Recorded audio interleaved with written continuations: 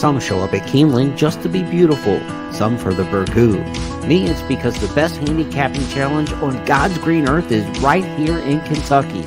Star horses come from Florida, California, and New York, Arkansas, and Louisiana, all to what undoubtedly is the greatest horse racing melting pot in America. Into the stretch at Keeneland, and Flight Line just moves right by. Life is good. Win here and you've done something. Love what you do and you'll never work a day in your life. That's Keeneland. Now, let's get handicapping. And welcome in, everyone, for the 17th and final time at the 2023 Fall Meet. It's the Keeneland Look Ahead for Saturday, October 28th. I'm Jeremy Plonk from Horse Player Now, back with you, completing my 31st consecutive meet with Keeneland. Certainly want to take this time to thank the staff at Keeneland for looking out for horse players and using my services over all these years. So it's been a pleasure to be with you each and every preview night as we look ahead to the next day's racing card here during the course of the fall meet. Wishing you well at the Breeders' Cup, Churchill Downs, and beyond, wherever your next handicapping journeys take you beyond Saturday's closing day card. No big carryovers to talk about on a mandatory payout day. Of course, no matter if you pick 5 or pick 6, in the pick 6, it's going to be paid out on the Sunday card, or on the Saturday card. Mandatory payouts on the closing day of the meet. So everything must go in that respect. We've got a little carryover in the super high 5 that'll go to the opening race, but nothing big on the card in terms of massive carryovers. Of course, we had a couple pick 6 carryovers earlier this week, but the bets were taken down today with the results that we saw on the track. Some nice payoffs in those pick 5s and pick 6s at the end of the day today, but no carryovers to talk about.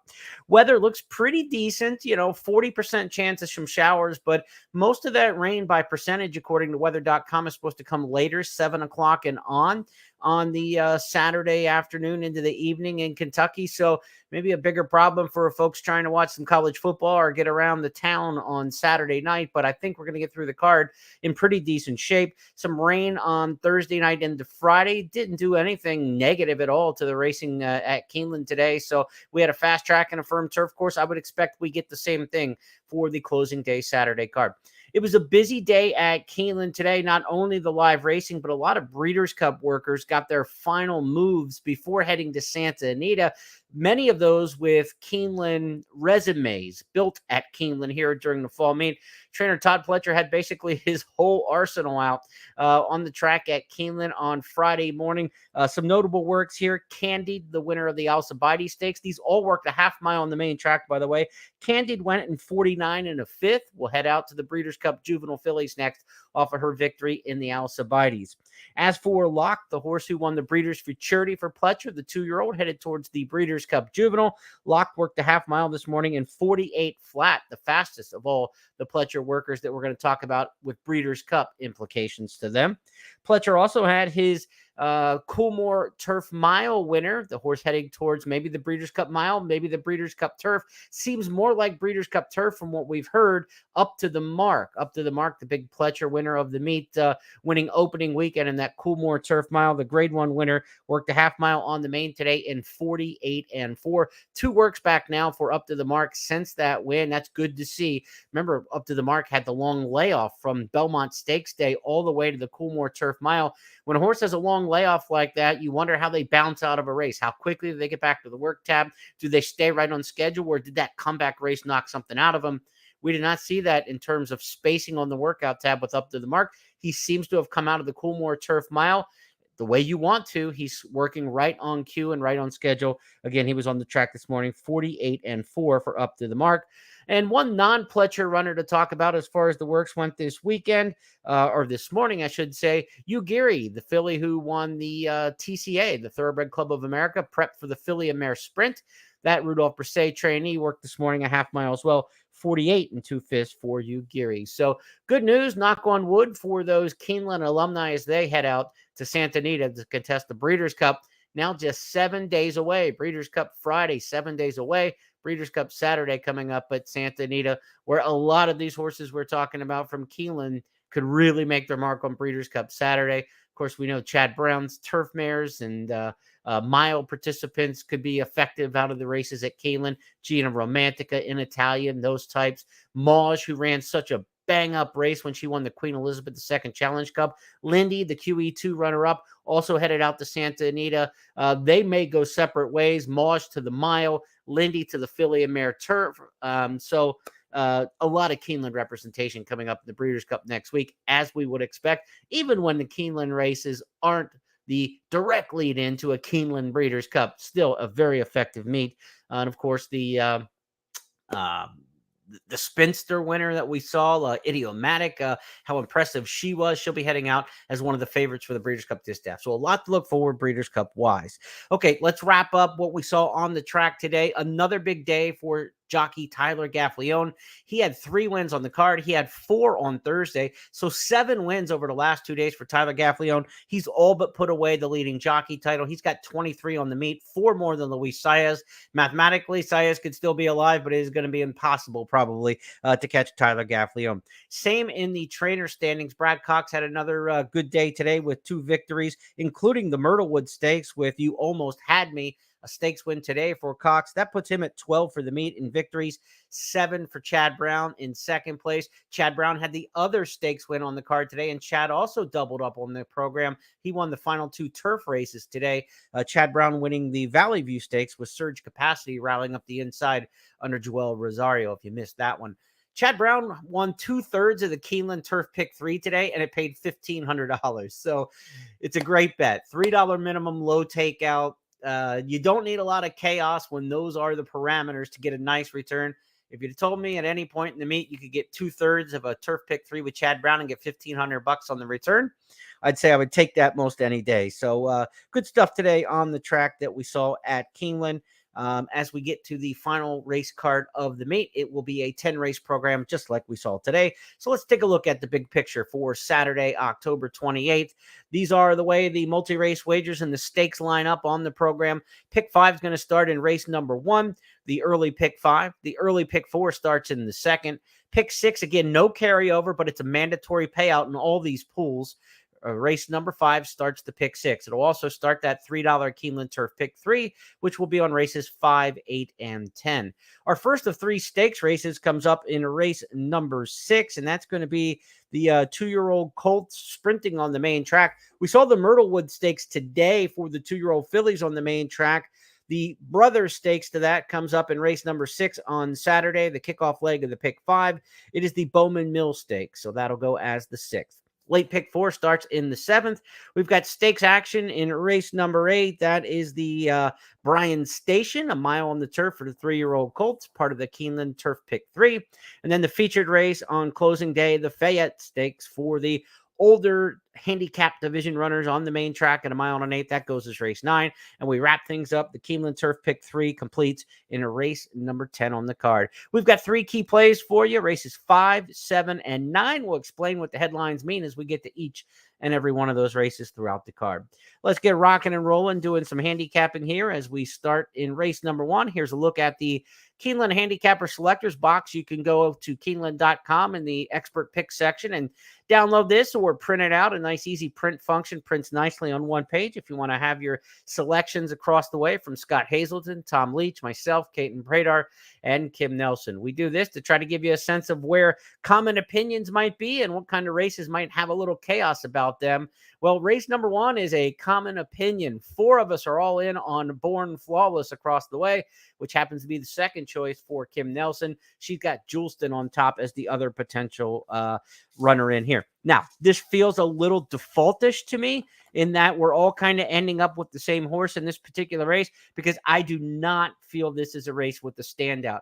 This could be a heavy favorite, but I think you're taking a short price on a horse who doesn't lay over a field. If we're all on Born Flawless at 5-2 in the morning line, probably in an 8-horse field, we're looking at a shorter price than the 5-2. I've got it written right at the top of my page here. Don't like any. I don't like any horse in this race. There's nothing about this race that I like and say, well, why are you on the favorite? I think that's the most likely winner in the race, but I would not take a short price. I'm not in the business of just like tossing a horse and picking somebody else that I don't like just because they're a better price. If that's the situation, that's what's happening here, right? I don't like a horse in this race. I don't like the price we're going to get on the horse I have picked on top. it means I'm sitting the race out. That's what it means. And so the most likely winner in this race is the 7 Born Flawless. But if he wins, he's not going to have my backing on him unless we get an overlay price. If this horse is 3-1, 7-2, then maybe you get involved on the best horse in the race at an overlay. But I don't think we're going to see an overlay. I think we're looking at something with a crooked number, something to 5, 8-5, 7-5, based on the fact that 4 of us are all taking that one on top. The 8, Dreaming of Smarties, the morning line favorite in this race at 9-5. 9-length winner last time out at Parks when claimed off of John Service. Now goes to Mike Pino's barn for the first time. We will see how this Mid-Atlantic combination works coming to Central Kentucky, and we'll see with Luis Saez, second leading rider at the meet aboard, what the public does with Dreaming of Smarty. I think Born Flawless is going to be favored in this race. I think we can flip the top 2 morning line choices. 7 should be favored. The 8 will probably be the second choice in here. If there's any play at all in this race, it might be Roman Giant at 15-1 in the morning line. This is a horse I've got tabbed in there second. Last time out, okay at a modest level, $20,000 dual condition claimer at Churchill. But the prior form wasn't bad, winning a non-winners of 2 at Horseshoe Indianapolis. This horse is just up and down, very inconsistent, but has followed bad efforts up with good ones in the past, has several races beaten double-digit lengths, and then came back the next time and ran second, ran 11th one time, came back and ran second. Prior to the last win, had run 8th, beaten 25. So beaten 10 lengths last time. It would be no surprise for this one to bounce back a little bit. Ingrid Mason, the trainer, typically a high percentage trainer over the years, but her numbers have softened for sure over the past 2 or 3 seasons. So we'll see what Roman Giant has in here, but I don't really have any opinion at all that I want to get involved gambling in race number 1. If you're playing a multi-race wager, I think, pick 5 to start things out. I think this is an obvious spread race. I really do. I think you got to use the 6, 7, and 8 at least. Not a huge fan of some of the others in here. The 1 Cox Canyon is usable. This is a 3-year-old eligible for the condition. Having already won 3 lifetime races, just kind of not really overly enamored with that one. But the 4 Juleston could also be used. I could see 1, 4, 6, 7, 8 all being played. And that's not taking the Thistle class dropper coming out of allowance races. I don't know that that's necessarily a class drop from Thistle down allowance to Keeneland claiming, but the 5 could have a little bit of argument in here. I don't like anybody in this race, and you might just be best off buying it if you're looking at the early pick 5. Unless we can narrow things down in races 2, 3, 4, 5, I won't be playing the early pick 5. I'll save my money for other wagers on the card and move my budget around where I have the strongest opinions. That's what we always try to do here. So to race number 2, we go next. It'll start the early pick 4. This might be one of those where you say, look, I like the pick 4 better than the pick 5 because I simply can't get a strong opinion in race number 1. So let's see how it shakes out in the subsequent races as we get through this program. Race number 2 next up as we go across is a 1.16 mile maiden special on the turf. Now, these races traditionally have been a chance to get a big price. We had 2 on the card today. Favorites didn't win either one of them. But what we've noticed over the years is these 2-year-old maiden specials on the turf. This is a long shot haven. This is a chance to get a price. And the average winner in these races is in the ballpark of 10-1. Both winners today were kind of in that 5, 10, 5-1 kind of range when they scored. But I'll tell you what, when you get an upsetter in these races, we discussed this a little bit last night because we had 2 identical races on the card today. We get 2 more on Saturday's program. The profile to get a price here is to take horses stretching out in distance. And both winners today did the same thing. They were either first-time starter or a horse who ran sprint. The Chad Brown horse who won the nightcap tonight was coming out of a dirt sprint, first time going long on the turf.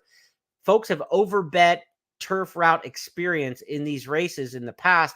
And you can see when there are upsets and when you get a price, the profile is it's horses who have run shorter and even coming from dirt to turf or a first-time starter. So I'm going to take a little chance in here with the long shot play. It's a long shot profile race, and we're going to follow the profile here and go for Dale Romans. He had a winner on the card today, hopefully heating up at the end of the meet.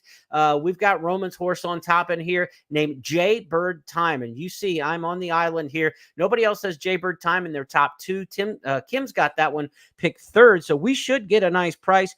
15-1 in the morning line. 7 furlong career debut, was 32-1, not expected to do anything. Split the field decently in that particular race. Now we go long on the turf. We will see. It's by Not This Time. Not This Time, of course, a dirt sire, but has had success on the turf here.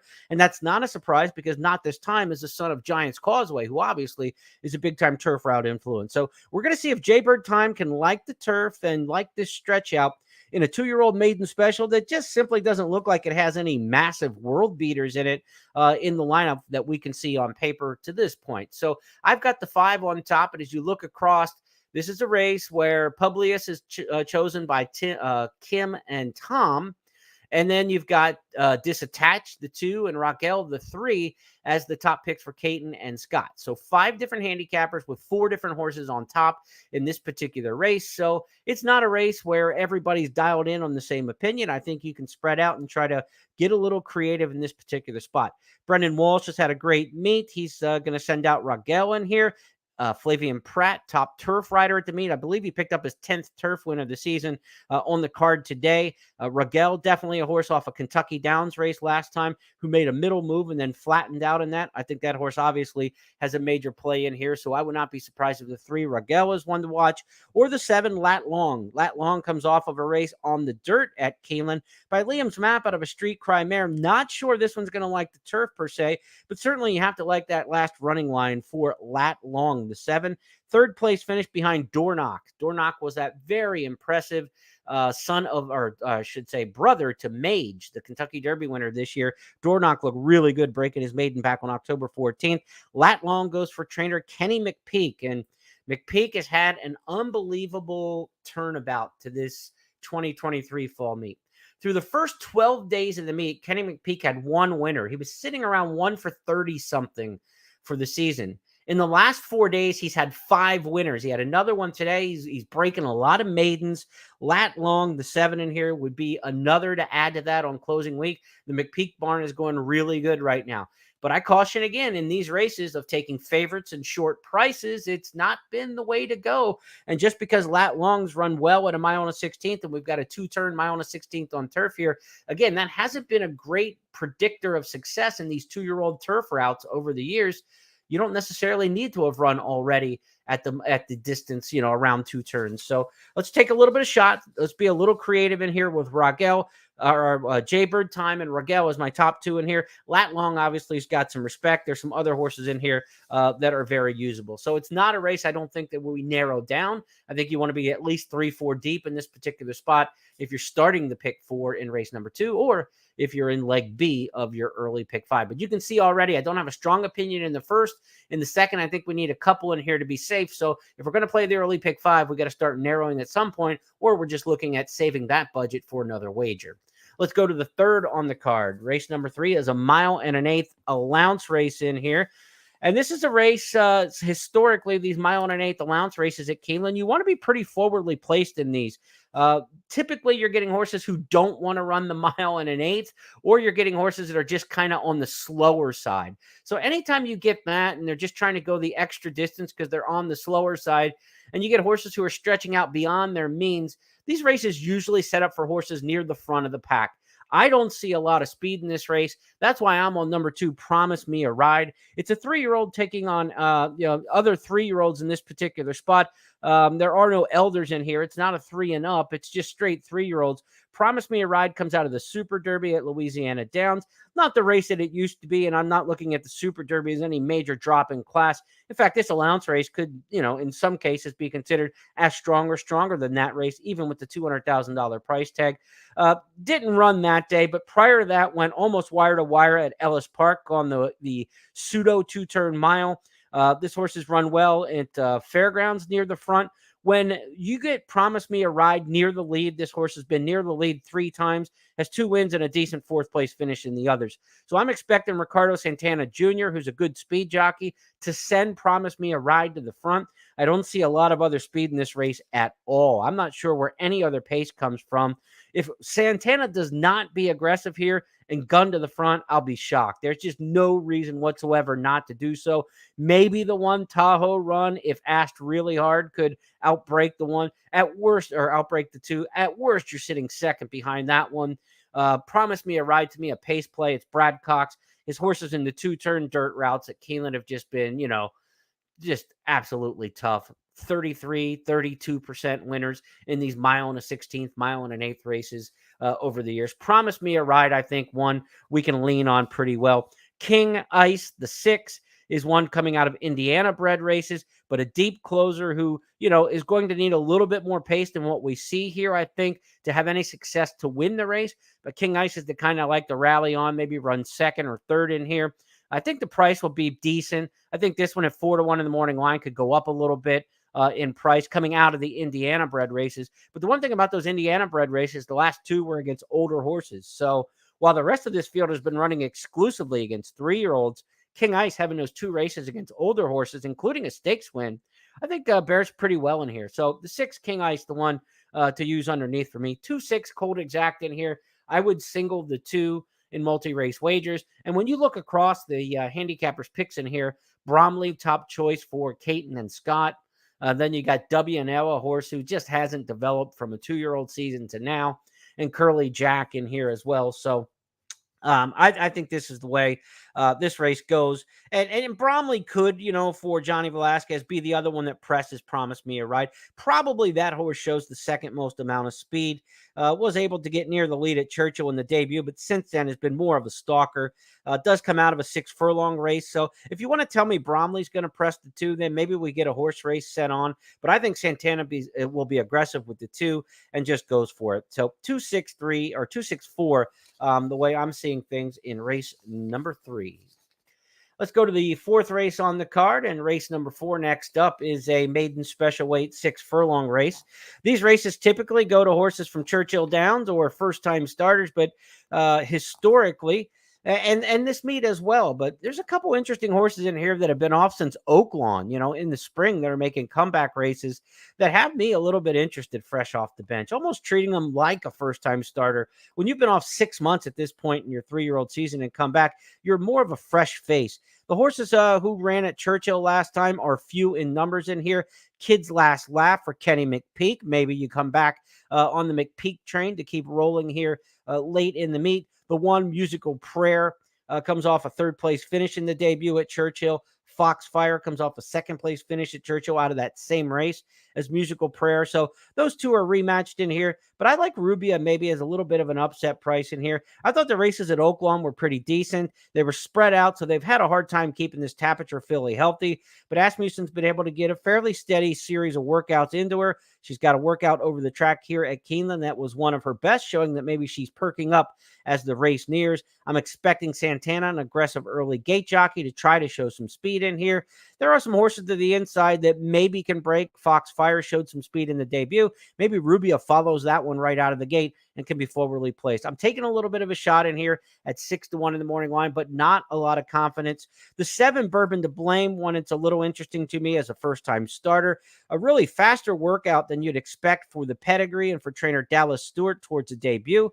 Stewart, when he's got one and Johnny Velasquez team up, they can pop at a price. We've seen it before. So Bourbon to Blame, the price horse in here that's got me a little bit interested. What Brad Cox has on the outside with number 12, Howell, we'll find out. This is a $190,000 Keeneland September yearling purchased 2 years ago, 2 years ago. Now making the career debut by Practical Joke. Has some decent works on the tab at Ellis Park this summer. Didn't make it to the races till now, but in a $100,000 maiden special weight category, Cox has done really well, breaking some maidens this meet. And of course, he's finishing up the season extremely strong. So the 12 Howell would be no surprise at all. 5, 7, 12, the way I've got it across the way. Rubia, also a top pick for Kim Nelson in here. Howell picked on top by Tom and Caton. So we're kind of knocking on the same doors. Foxfire, the 4 for Scott. No argument if you like Foxfire in here as well. I think if you have 4, 5, 7, and 12, that you've got pretty good coverage in here. But Musical Prayer is not far off the discussion as well. So this is a race, again, where you could be looking at a potential spread. You're starting to see that I don't have a sense for this early pick 4, pick 5, and the way I want to play my day. So the early races on the card are going to be a little bit standoffish for me. And as you see in my key plays of the day, as we look at the big picture again, they're in races 5, 7, and 9. That's not by coincidence, right? As we've discussed race by race, races 1 through 4, I don't have a whole lot of strong opinions on. Let's hope we get a price in race number 2 with Jaybird Time. The other ones here at the beginning of the day, I'm not going to get too wild about. I'm not going to be playing a lot on those races. I'm going to get heavier involved starting here next up in race number 5. That's where the pick 6 starts, and the Keeneland Turf pick 3 gets underway. And my first key play of the day, Kentucky Downs Stamina Shines. That's the headline for race number 5. And if you look at the profile at a mile and 3/16 and Turf Allowance Company here at Keeneland, a couple things stand out. This meet and over the years, you're looking for horses that prepped at a mile and an eighth or longer. They've got the statistical edge when we go this mile and 3/16 distance on the turf. And you're looking for horses coming out of the races at Kentucky Downs. They have a big statistical advantage in the turf allowance races here at Keeneland. So put those two things together. If you've got a horse from Kentucky Downs who's gone a mile and an eighth or longer last time, that's really kind of the sweet spot you're looking for in race number 5. And that's where my choices basically all come out of. You've got number 11, Truly Quality, coming out of a mile and 5/16 at Kentucky Downs for trainer Jonathan Thomas. Everything he puts on the track is live. You got Clever Thought for Todd Pletcher coming out of the Dueling Grounds Derby at a mile and 5/16 at Kentucky Downs. And you've got Hilliard coming out of a mile and 5/16 race behind True Quality last time, or right in front of True Quality last time. That one for Mike Maker and Joel Rosario. Of course, we saw Rosario win the stakes race on the turf today. And when it comes to turf allowance races here at Keeneland in the fall, Graham Motion's got the most wins. Mike Maker has the second most all time in our 17-year database. So Maker and Rosario teaming up with Hilliard out of Kentucky Downs. Nothing wrong with that either. But Clever Thought, Hilliard, True Quality, the horses that really fit on the trends here. As we go to my selections, I've got them shaken up because I think we might get a little bit better price on Truly Quality compared to the others in here based on the morning line and kind of based on the way I think the public will bet this race. Truly Quality going to be my top choice. I think this one's going to have a little bit more value. Second start off of July to September layoff should be go time, and looking forward to that one. Turning the tables on Hilliard, has to make up 2 lengths off that race last time at Kentucky Downs. Jose Ortiz in from New York to ride on the Saturday card. No problem with anybody who wants to make an argument for the 5 Hilliard or the 9 Clever Thought. These horses are all basically cut from the same apron, and from the same mold. They've got the stamina. They've got the Kentucky Downs form. I'm going to take the 11 on top, and then I'm going to do exacta key boxes 11-5, 11-9. That way I've got to get the 11 first or second in this particular spot. If I get the other Kentucky Downs horses in there, 5 or 9, then we are cashing the exactas. You look across the handicapper selectors box, Scott and I are on True Quality. Clever Thought, the top choice in here for the other handicappers, Tom, Caton, and Kim. We see the race pretty similarly here. I don't think this is going to be like a huge payoff exacta, but we're only playing 2 different, 4 combinations total, 2 exacta boxes in here. We're looking to pull maybe $24, $26 out of this exacta on the $4 investment. If we can do something along those lines, triple our money, something like that. We put $8 in total on a $2 exacta box, a key box. We put in 8, we get back 24 or so. And I think that's kind of about what we're looking for. But that's a good solid play to bank on, I think, here on the Saturday card. That's my play of the day, number 1, coming up in race 5. To the 6th race we go next on the program. It will be our first of 3 stakes races on this Saturday card. Pick 5 starts here, late pick 5 variety. In race number 6, it's the Bowman Mill Stakes, $200,000 listed stakes race at 6 furlongs on the main track. This is the 3rd year for the Bowman Mill. It was inaugurated in 2021. It's the sister race to what we saw today in the Myrtlewood Stakes. Of course, Brad Cox won the Myrtlewood Stakes earlier today, and if you saw that one, a nice performance by You Almost Had Me, coming out of those races at Churchill in really good stakes company. Now, a horse that we want to watch here at Keeneland coming up on the Bowman Mill Stakes for me is Royal Slipper. Top choice in here for trainer Wesley Ward. Ward won this race 2 years ago when it was inaugurated. Again, it's only been run 2 times to this point. He's got Royal Slipper coming off an impressive victory on opening day. This is how Royal Slipper looked on opening day when all the speed was collapsing throughout the card. Royal Slipper was the only one to take them wire to wire. Slipper opens up here on a 4-length advantage, coming into the final furlong now by 5. Back to Loveland in second. Chilled is in third. Tanya Showers is in fourth. Charlotte's Approval to fifth. Final furlong for Royal Slipper. John Velasquez aboard, 16th to go. A 6-length lead back to Loveland. It is Royal Slipper. Royal Slipper, much the best here with Loveland home second. Tanya Showers across the wire in third position. Royal Slipper's a filly taking on the boys. Could have run in the Myrtlewood today and didn't go. Had jockey John Velasquez on in the debut, and John Velasquez ends up in here on Maycock's Bay, the 8. Couple things there. Either Wesley Ward was late to the party in deciding to run Royal Slipper into this race, or he might be looking at scratching her, and that could be the case. So let's see what happens tomorrow. Keep an eye on the scratches and changes and what they do with Royal Slipper. If she's in, I like her a lot, and we'll make her our top play in here, taking on the boys. If she's not, though, Valentine Candy becomes the top choice in here for me. A horse for Steve Asmussen by Justify. This colt ran really well here on opening weekend, on opening Saturday of the meet. Ran second in allowance company to Normandy Hero. Those two match up again here in this particular spot. Valentine Candy next to Normandy Hero, I think, might be able to flip the script. Didn't get a lot out of the hopeful stakes in that previous race, so I'm hoping that Valentine Candy's a little bit tighter and can turn the tables on Normandy Hero in their particular rematch.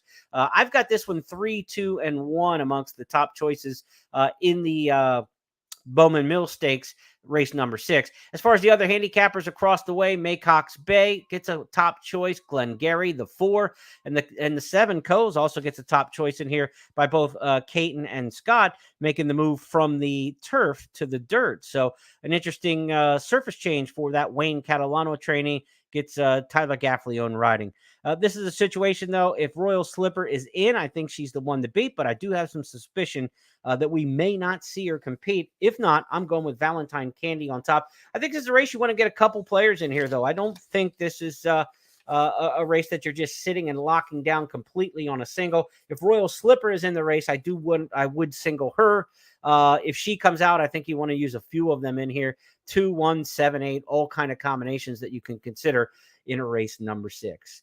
Now to the 7th race we go next. The late pick 4 starts here. We've got a horse for course that we love. Was a nice winner for us in the past. That being Fortin Hill. And Fortin Hill is going to be my second key play of the day. Down on the rail in race number 7. Also the top pick for Caton in here. Third choice for Tom, but not getting a lot of love all the way around the handicapper selectors box. So maybe that 6-1 on the Paulo Lobo trainee can hold.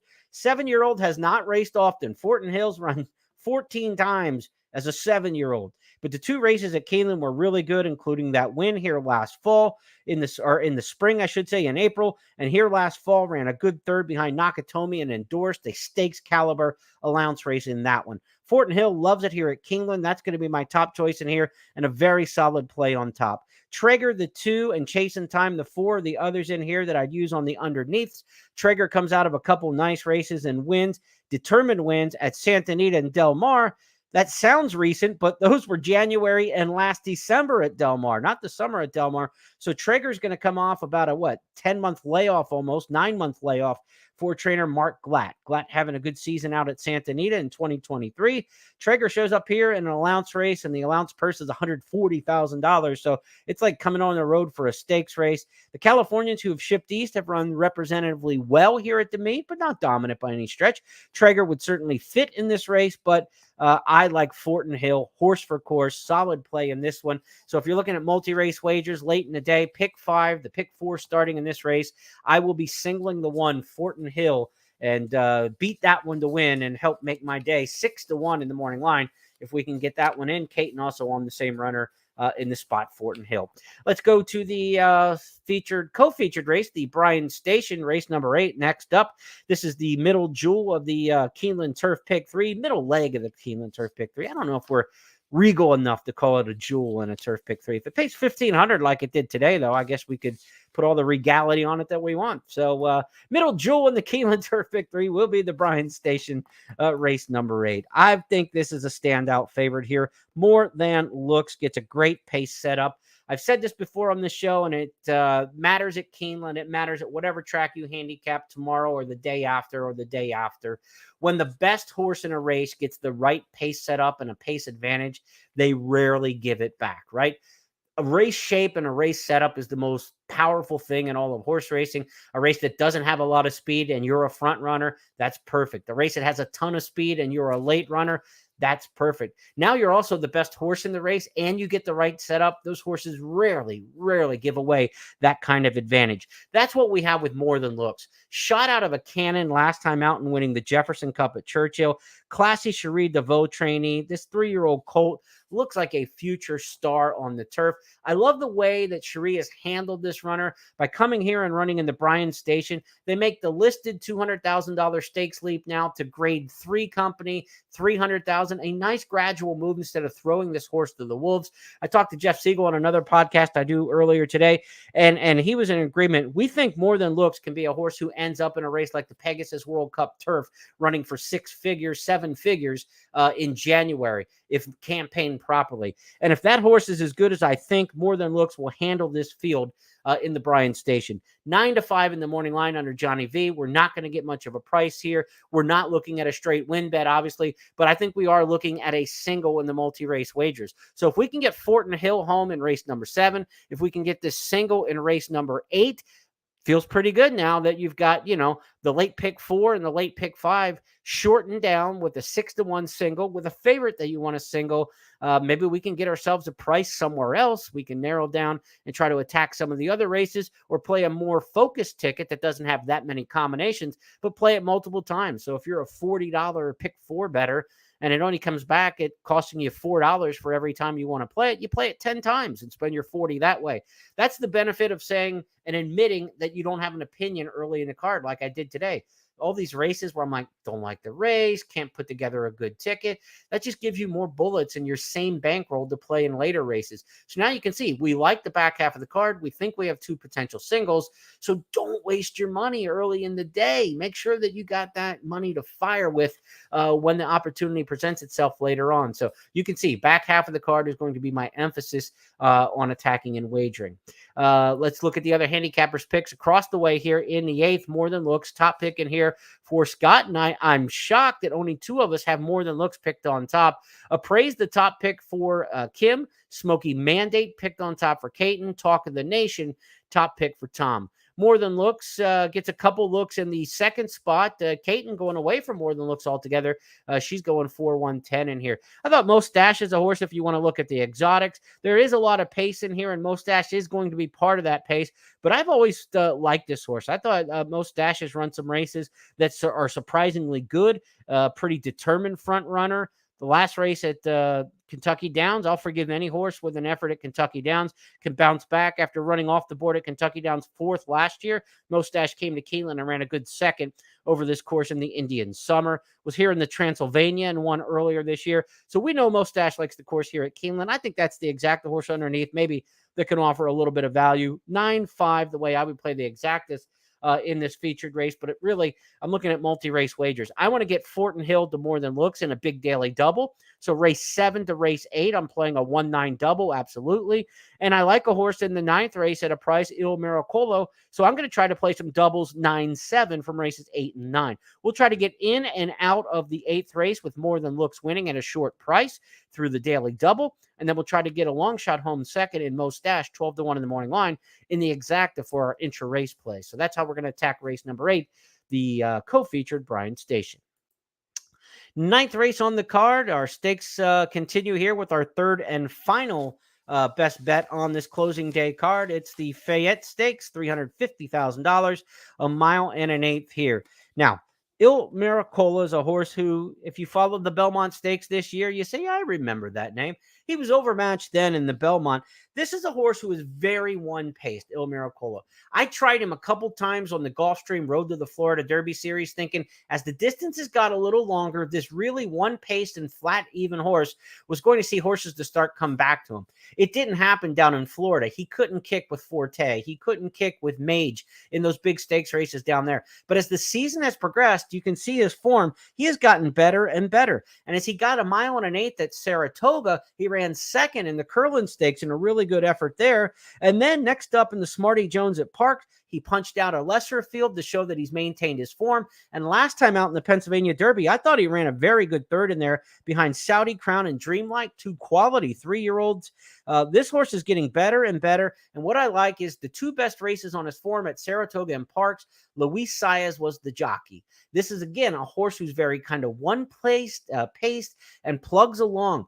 Saez figured out how to get him going, and he rode him really well, and he rode him aggressively in those 2 races. You don't see a whole lot of races on the form where Il Miracolo ran as well and as forward in the race as he did is when Saez rode him. I love the jockey reunion here with this horse, and I think Il Miracolo is going to be close to the pace in the Fayette, and this is a race where horses near the pace have dominated this race over the last 8-9 years since returning to dirt. Big closers have not had success in this race. You wanted to be forwardly placed. I'm all in for Il Miracolo. A note here in the Fayette Stakes, number 1, Film Star expected to scratch. This horse is cross-entered in the 49er Stakes at Aqueduct on Saturday for Linda Rice. Expected, according to Daily Racing Form's Dave Grenning, to scratch here at Keeneland and run in the race at Aqueduct. So we're not expecting Film Star in the race. Be sure to keep that in your handicapping. And as you handicap this race, Film Star coming out of here looks like there's a lot less speed in the race without that horse drawing the rail, right? There's not a lot of early pace in here. Giant Game, Twilight Blues got a little bit. Speed Bias has got a little bit. And that's about it. There's not a ton of early speed in this race. So I think Saez being aggressive with Il Miracolo can be maybe top 3 down the backstretch. Do not expect this horse to be first or second. But if Il Miracolo is 3rd or 4th down the backstretch, and the way this horse does not back up, just keeps grinding and grinding, I'm getting excited about playing this horse on Saturday. So Il Miracolo, one of my top plays of the day and probably one of the top plays at the final week of the meet for me. I'll use O'Connor underneath and Law Professor. Those are 2 horses that are coming out of that Woodward Stakes last time out. They ran behind Film Star in that race. They are expected to be at Keeneland for the trip. So you can see how Film Star runs in that 49er Stakes. It goes off about 20 minutes before we'll see the Fayette. So if Film Star runs a really good race in the as expected, Film Star should run well in the 49er Stakes. That will boost the form and give you a little bit more flattery towards Law Professor and O'Connor in this particular spot. But I am in for Il Miracolo under Luis Saez in the jockey reunion, being my key in race number 9. We'll wrap things up in race number 10 and wrap up this 2023 fall meet with a Keeneland Turf Pick 3 anchor leg, the final leg of the Keeneland Turf Pick 3. Race number 10 coming up at Keeneland here. As I shuffle my papers and try to find race 10, we've got Time Song in here for trainer Todd Pletcher to send us out a winner at the meet. Remember, this is similar with the 2-year-old turf maiden specials to what we saw earlier in the card in race number 2. And what we told you then stays true here in a split division race. Long shots have been good in these particular spots. And when you get a price, it's typically a horse stretching out in distance, and the surface change has kind of been irrelevant to the discussion. We saw it on the card on Friday. We've seen it in the past, and maybe it'll repeat itself once again on Saturday. Time Song, the 4, well drawn in here, stretches out off of 2 dirt races, a 7 furlong at Churchill last time. This horse should absolutely like the turf. Another one by Not This Time. We took Not This Time on the turf in race number 2. We're doing the same thing. Again, a son of Smart Strike, so you expect our Giants Causeway, you expect that one to like the turf. And then also this Dam Sire is Smart Strike, so you expect long on the turf. You know, the 2 grand pops 4 times stretching out. This is one that we might get a little bit of a price on. You say Pletcher and Saez, you won't get a price, but the 2 races on dirt weren't that distinctive that anybody's going to really embrace that much. And this horse 10-1 in the morning line. Maybe we don't get 10, but just like Chad Brown winning the finale today, 10, 11, 12 bucks on a return to send us out a winner hitting Pletcher and Saez on the way out the door wouldn't be too shabby. Let's see who the other handicappers have across the selectors box in the finale. Sheriff Joe, the 2 is a top pick in here. The 4 Time Song, also picked by Kim Nelson and I. You've got Active Mutiny, the 8 picked on top, and the 12 Mo Caliente. So 5 handicappers, 4 different horses picked on top in the nightcap. Time Song does get a lot of love across the way, so maybe we don't get the 10-1 with 2 top picks and 2 second choices. Some others look like they're falling that direction, and that could very well happen here. Again, so like we're saying, we might be looking at an $11 horse, 9-2, and not 10-1 in the morning line. That's perfectly fine. I would play Time Song down to 4-1. No problem taking a price like that. The 8 Active Mutiny is one who stretches out off a sprint race. for trainer Shug McGahee. What a good meet it's been for McGahee. And a couple times this week, he's won the turf race and the last race on the card. So it'd be the third time this week Shug won the finale on the grass to close out a card. I'd have no surprise at all if Active Mutiny doesn't run well. Vivaldi, the outside horse for Chad Brown, the 11 hole here by Mendelssohn. This one coming out of a Kentucky Downs debut that was just okay. But you could see this one improving and having no surprise at all if Vivaldi made it to the winner's circle. Chad Brown won the nightcap today on Friday in a race just like this. 2-year-old turf maiden special. Vivaldi could, obviously follow suit and would be of no surprise there. 4, 8, and 11, the way I've got them lined up across the final race on the card. That will wrap things up for the 2023 fall meet for the Keeneland Look Ahead. Hope you enjoyed these sessions, 17 of them throughout the course of the season. Hope you enjoy the rest of your Friday night. If you're taking part in the archives and watching this on Saturday, be sure to tune in at 11:30 a.m. Eastern on the Keeneland simulcast feed or the YouTube channel for Keeneland, or across social media channels where it's Today at Keeneland. Scott and Caton will preview the entire card, give you your first look at the track conditions, the weather, and all the updated scratches and changes. Very interested to see if the Philly Royal Slipper stays in the stakes race on Saturday for Wesley Ward. Just seems a little odd the way things shook out there in the entry box, the jockey assignments, things like that. So curious to see, do we get Royal Slipper or do we not? Keep an eye on the workouts tomorrow too. Maybe some Breeders' Cup horses will be flexing in the morning at Keeneland. I'll be back with you, hopefully, God willing, next spring for my 32nd consecutive meet at Keeneland. But between now and then, be sure to follow on Substack. I've pushed this a little bit during the course of the meet, but you can get my handicapping information free sent to your email inbox. And this includes Breeders' Cup. Now, I know folks who have followed Horse Player now over the years, since back in 2008 when we launched, there's always been a handicapping product for sale for the Breeders' Cup. We no longer sell products on the website, but I will be putting out handicapping analysis for the Breeders' Cup for free. So if you would like to get my Breeders' Cup analysis, we'll have a write-up there for you that we send out on Substack next week. Draw for the Breeders' Cup is on Monday. I would say probably Wednesday night, Thursday morning, we'll have everything sent out on Substack. So be sure, if you're already signed up for the Substack, that's wonderful. I appreciate it.